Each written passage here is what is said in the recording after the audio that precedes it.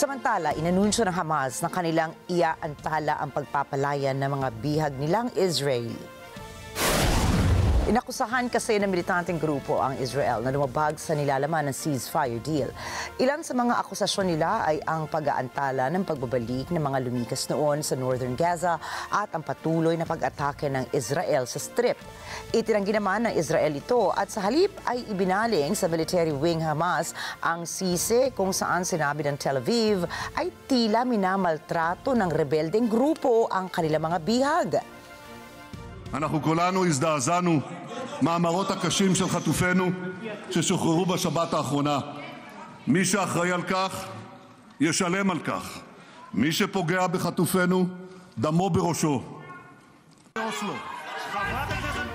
Dagdag pa ni Israeli Prime Minister Benjamin Netanyahu, kanyang pinaghahandaan ang mga sundalo nito para sa posibleng pagsiklab muli ng kaguluhan. לאחר תקופה מאתגרת, וצריך לומר זאת ביושר, תקופה מאוד מאתגרת, אנחנו רואים עין בעין עם ממשל ארצות הברית את הנושאים המהותיים שעומדים על סדר היום במזרח התיכון.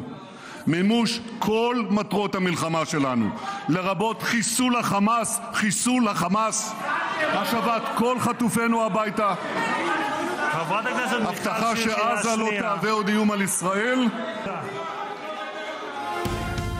Magugunitang noong Enero na magkasundo ang Hamas at Israel sa pagpapalaya ng mga bihag at mga Palestinian inmates kung saan mayroong 4 na bahagi ang ceasefire. Sa huling bahagi ng ceasefire ay ang tuluyang pag-alis ng mga sundalo ng Israel na nakatalaga sa Gaza.